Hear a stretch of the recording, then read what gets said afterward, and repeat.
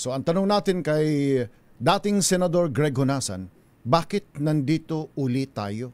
Siyempre mas mataas lang, no? Bakit nandito muli tayo? Senator Greg Honasan, magandang umaga po sa inyo. Magandang umaga, Dr. Cesar. Gusto lang naaga sa Indo. At muli, mabalos sa pagkakataon nito. Parang nababasa ko muli nung kayo ay isang Lieutenant Colonel at namumuno ng Defense Intelligence Security Group para sa Ministry of National Defense. Parang nababasa ko uli ang statement ho ninyo sa kasagsakan sa panimula ng coup attempt at habang binabasa sa DSRH dito yung mga ilang demands ninyo. Parang nababasa ko muli yung statement ng RAM, ng SFP, ng YOU, kung ano ang mga panawagan ngayon. Nandoon pa rin sa top 5, top 3, if not number 1, yung issue ng korupsyon. Pero this time, sabi ni Justice Antonio Carpio, retired Supreme Court Senior Associate Justice, the biggest corruption scandal in history. Bakit ba dumating tayo sa puntong ito, Mr. Senator?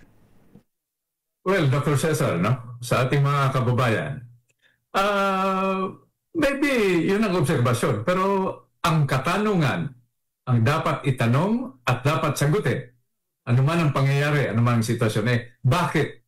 Bakit tayo humantong sa ganito? Kanina, Dr. Cesar, nung nag-uusap kayo ni Dean, nagte-take notes ako dahil marami na naman tayong natutunan. Unang-una, hindi lang ito nangyari ngayon. Pangalawa, napabayaan. Hindi ito kasalanan o pananagutan ng kasalukuyang administrasyon lamang. Mulat sa pulpa, maliit pa tayo. Nung una tayong namulat, nangyayari na ito. Ngayon, flood control, nung nakaraan, kalsada, diba? So, suriin natin mabuti. Napabayaan, kaugalian din ito. Yung sinasabi kanina din, baka cultural ito, no? Pwede na yan. Hayaan mo na yan. Aregluhin mo na lang yan. Yan ang mga dapat isaalang-alang natin. Pero natutuwa ako, Dr. Cesar, no, sa ating mga kabayan, ito ay lantaran. May rally, no? May kilos protesta, legal, may timeline, no? May panahon.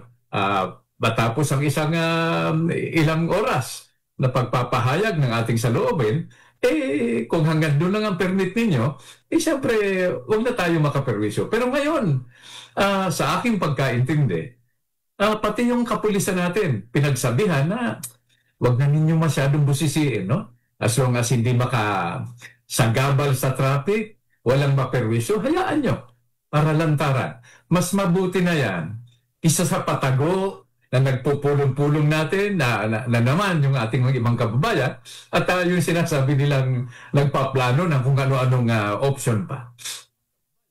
Senator Greg, nasaan kayo ngayon? Kayo ba ay nasa Luneta? Kayo ba ay nasa Gate 4 ng Campo Aguinaldo bukas? Kayo ba ay nasa sa Shrine? Kayo ba ay manunood lang at nagbibigay ng inyong pahayag? Kayo bilang isang citizen ng bansa, bago ko itanong yung iba, nasaan kayo ngayon? Nandito ako ngayon sa Quezon City. Nagmamatsyag, nag-oobserba, inaalam kung nasaan yung mga kababayan natin. Sila ba ay ligtas? Sila ba ay hindi nanganganib yung buhay? Yung mga ari-arian? Diba? Yung kalayaan nila, hindi ba nalalagay sa alanganin? So, dahil napakahirap naman ka, Cesar, kung physically, no? Magpunta ako sa Luneta, magpunta ako sa EDSA Shrine, magpunta ako sa People Power Monument. Hindi ko kayang hatiin ang aking katawan. So, may mga kasama tayo na binigyan ko ng payo na kung saan ninyo napupusuan, mag-attend kayo. Pero protektahan ninyo yung ating mga kababayan na nagpapahayag lamang sa mapayapa, no? At legal na pamaraan yung sa loobin nila. At itanong natin sa isa't isa. Itanong natin sa ating sarili. Paano ba tayo, yung katanungan mo kanina, paano ba tayo humantong sa ganito? Nang sa ganon, taong bayan ang magsabi, ang magpaalala sa ating pamahalaan kung ano ang nararapat gawin. Pagkatapos ng tanong bakit tayo humantong sa ganito, ang susunod na tanong, Mr. Senator, saan ito patungo? Anong iluluwa sa sistema, sa kultura sa public governance, sa national consciousness ng ating mga kababayan 2021, September 2021 and beyond, pagkatapos ng ingay, pagkatapos ng kilos protesta, pagkatapos na sabihin ang galit ng taong bayan, saan ito patungo? Sa tingin ho ninyo? Dapat ang trajectory nito, ang patutunguhan nito, Dr. Cesar, sa aking pananaw, karagdagang pagkamulat, pagmamatsyag at pagbabantay ng taong bayan dahil sila ang naapektuhan. Ano ang dapat na kahihinat na nito? Pagbabago ng mga batas na may pagkukulang. Kung kinakailangan, busisiin muli natin kung panahon na para tingnan ang pagbabago sa ating saligang batas. Marami ang nagsasabi, no? Meron tayong 1935 tinatanong ko yung mga legal na may kaalaman tungkol dito, no? Ano bang kailangan gamitin natin sa ngayon hanggat mabago natin yung ating saligang batas? 1935 Constitution, 1987 Freedom Constitution, 1973 Constitution. Ano ang dapat sasandalan natin? So, yan ang mga inaasahan ko na magiging bunga ng mapayapa at legal na pagpapahayag ng kalooban para sa ating mga kabayan. Pero idadagdag ko lang, Dr. Cesar, no? Kanina nagte-take notes ako. Okay, ano ang kailangang executive action? Ano ang kailangang legislative action o intervention? Ano dapat ang pananaw ng mga korte natin, kasama na ang Korte Suprema? Tingnan na rin natin yung binanggit ninyo kanina ni Dean, no? Tingnan natin yung impormasyon, yung data management system natin para makapag-desisyon tayo ng tama, pangmatagalan at sa isang logical na pamamaraan. Ito yung mga ilang bagay na kailangan na suriin natin para ang kahihinat na nito ay magdadagdag sa stabilidad ng ating bansa, itong pinagpala nating Pilipinas, hindi lalong makagulo. Hindi ho ba kayo, sa edad nyong ito, Senator Greg Honasan, sa edad nyong ito, hindi ho ba kayo napapagod? Paulit-ulit ito eh. Corruption, mamumulat, mag-oorganisa, magmobilisa. Then tatahimik. Another set of scandal, magmomobilisa, mag-oorganisa at magmumulat. Then another scandal. Magmomobilisa, mag-oorganize, magmumulat. Then another scandal. Dapat bang magsawa ang Pilipino? Hindi ho ba tayo natututo? Ay nako, Dr. Cesar, ibabalik ko yung katanungan sa iyo at sa mga iba nating kababayan na pareho ang sitwasyon, no? Kung pabayaan natin ito, mapagod tayo, no? At dumating ang panahon na hindi lamang tayo, kung buhay pa tayo sa mga panahon yun, no? Yung mga anak natin, yung mga apo natin, malagay sa alanganin, no? Dahil sa kapabayaan. Dahil napabayaan natin yung mga dapat natin gawin. Sa tingin mo, makukonsensya tayo. So habang meron pa tayong kakayahan, may lakas ng pag-iisip, pangangatawan, hanapan na natin pa rin ito. Pero hindi tayo dapat mapagod, hindi tayo dapat mawalan ng pag-asa. Dahil pag nawalan tayo ng pag-asa, yan ang katapusan ng Republika ng Pilipinas. No? Idadagdag ko lang, Dr. Cesar, no? Na sa gitna ng napakaraming sitwasyon natin ngayon, no? Pinagpala pa rin ang Pilipinas. Imagine mo, no? Obserbahan natin yung nangyayari sa ibang panig ng mundo. Binobomba ang eskwelahan. No? Binobomba, sinasaktan yung mga nasa ospital. Ibig ba nating dumating tayo sa ganung punto na wala nang batas, no rules, free for all na. Hindi lamang turuan, kundi nagkakasakitan na. Ibig ba nating sa kapabayaan din natin, habang may lakas pa tayo, mahandong tayo sa gano'n? Yun ang aking iniisip. Kaya kahit ano pa sabihin natin, hindi tayo pwedeng mapagod at hindi tayo pwedeng mawalan ng pag-asa. Senator, malabang sa hindi ay nilapitan kayo ng iyong mga kabaro. Dating mga retired officers ng Armed Forces of the Philippines. Mayroon doon, marami roon ang nananawagang mag-withdraw na ng suporta sa ating Pangulo. Nananawagan sa kapulisan, nananawagan sa Armed Forces of the Philippines. Kung kayo man ay natanong, o pagpalagay na nating hindi kayo natanong, Pero sigurado ako narinig ninyo at nabasa ho ninyo sa social media yung ilang panawagan ng ilang retired military officers na i-withdraw ang kanilang suporta sa mga active officers sa ating Pangulo. Anong maipapayo niyo sa kanila? Dr. Cesar, no, sa ating mga kabayan, doon sa mga lumapit sa akin, dahil siyempre nalapitan din tayo, no? At hinihikaya tayo na lumaho, no? Nagkalat ngayon ang petisyon, mga manifesto, mga open letter, no? Pero para sa akin, positibong development ito. Ano ang aking maipapayo? Abay, mag-iingat tayo. Ayaw na natin sa nangyayari ngayon. Ayaw na natin sa gobyerno. Ano? Hindi yung sino ang ipapalit natin. Madaling sagutin yan. Ano ang ipapalit natin sa mabilis na pamaraan? Dahil hindi pwedeng bitin na Dr. Cesar, no? So ayaw na natin, okay. Sa anumang pamamaraan, sa labas ng legal at mapayapang pamamaraan. Gusto natin, hindi na tayo kontento sa nangyayari ngayon. Ano ang ipapalit natin na sistema? At ang sasagot dyan ay yung taong bayan mismo. Kaya dagdagan natin ang kaalaman nila, hayaan natin sila na maglabas ng sama ng loob nila, no? Mag-ipon-ipon sila, mag-rally kung saan-saan lokasyon. Hindi lamang sa Metro Manila, kundi sa buong bansa, no? Para sagutin yung katanungan niya. Habang hindi natin masasagot yan, ipagpatuloy na natin yung ating ginagawa. Pero iwasan natin yung magkasakitan tayo, no? Pero ibig ko lang idagdag, Dr. Cesar. Ngayon kasi, sa gitna nitong sama ng loob, lalo na doon sa mga kabayan nating naghihikahos, no? Nahihirapan. Bakit? Kakulangan ng pagkain, no? Pabahay, hanap buhay, di ba? Sa larangan ng edukasyon, pambayad ng tuition, sa larangan ng pambansang kalusugan, public health, di ba? Pambayad ng dialysis, pagpapagamot, pambili ng antibiotic, at doon sa tinatawag natin na bagong ginto at bagong langis, impormasyon, data, makatotohanan, hindi yung marites, para makapag-desisyon tayo ng tama.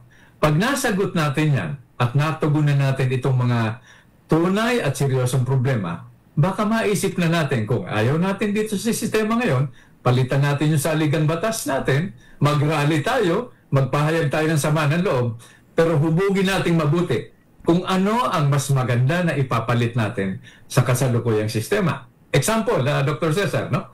Kung papayagan po ninyo ko. Okay, sa legislatura, kung saan tayo nanggaling, 21 years tayong senador, no? Baka kailangan silipin natin, suriin natin yung local government code. Naalala mo, lagi natin ito pinag-uusapan. Baka dyan ang kakulangan. No? Dinevolve natin yung kapangyarihan, authority and responsibility. Nakalimutan natin i-devolve yung pera. Siguraduhin lang natin na yung pera na i-devolve natin magagamit sa tamang paraan. Hindi lang sa issue ng flood control. Tingnan uli natin yung auditing code. Di ba? Tingnan natin yung internal revenue code. Saan ba dapat magbayad ng buwis? Kung saan yung headquarters mo o kung saan ka nag-ooperate para madagdagan yung kita at pondo ng local government. Baka yan ang maugat ng korupsyon, no? Pero idagdag ko rin lang, Dr. Cesar, no? Itong flood control, no? Bakit nabuo yung issue yan? Sa tingin mo, meron ba tayong flood control? Totoo ba yan? Kaya ba natin panindigan? Flood control, typhoon control, lindol control, tsunami control, di ba? Ulan control, pagbabaha control, no? Bakit, di ba? Bakit natin pinagpipilitan na pondohan taon-taon yung flood control samantalang ang nalalagay sa alanganin yung mga kababayan natin? Baka mas mura, baka kailangan pag-aralan natin. Mas mura ba? No? Mas cost-effective na ilikas na lang natin yung mga kababayan natin kung saan yung kabahayan inano sa gilid ng ilog na taon-taon. Di ba? Buwan-buwan binabaha. Di ba? Nalalagay sa alanganin yung mga buhay nila. So ito yung mga bagay na kailangan pag-ukulan ng pansin para mahanapan na natin ang remedyo ito at maputol na, mapigil na itong nangyari na hindi lamang ngayon, kundi mula pa nung pagkabulat natin. Alright, bago ako magpatuloy, Senator Greg, si Peter Singh kasama ko sa studio. Baka may gusto kang itanong kay Senator Greg, paring Peter. Paring Cesar at siyempre po sa ating guest, si dating Senador Gringo Honasan. Huli ko nakasama yung kanyang isang huling kampanya sa Palawan. Kasama si Butchis. Opo. Senador, tatanong ko, ano hong sasabihin ninyo sa, lalo na sa aming nga, kunyari, mga kabataan? May pag-asa ba na magbago? Kasi sinasabi ni Dr. Cesar, paulit-ulit, kada administrasyon merong kaso ng korupsyon, ng iskandal, at palaki ng palaki ang halaga na pinag-uusapan natin.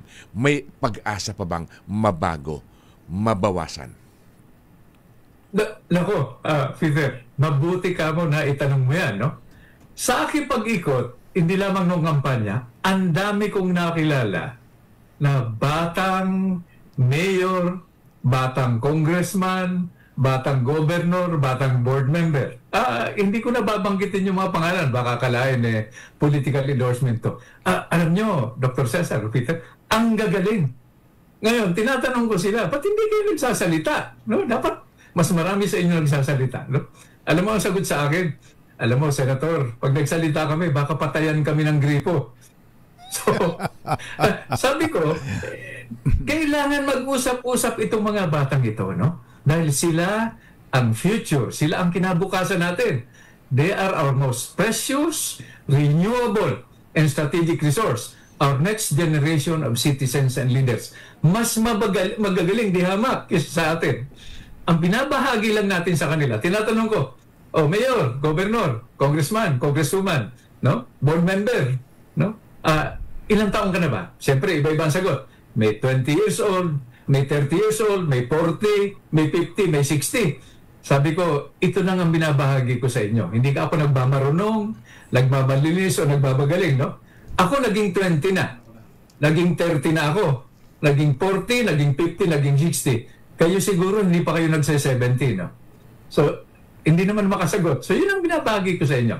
Matuto kayo sa tama naming ginawa at matuto kayo sa mali naming ginawa. Alright. At hindi ako nawawalan ng pag-asa. Last point. Ang gagaling nitong mga susunod nating henerasyon. Last point, Mr. Senator. Sa puntong ito, what the President should do? Anong dapat gawin ng Pangulo sa sitwasyong ito? Dr. Cesar, ang kailangan gawin ng ating Pangulo ay maging Pangulo ng Republika ng Pilipinas. Maging Pangulo ng lahat ng Pilipino. Kalaban man sa politika o hindi. May mga hakbang na siyang ginagawa. Sinabi niya na, mahiya naman kayo. Ayan, nandyan na yung ICI.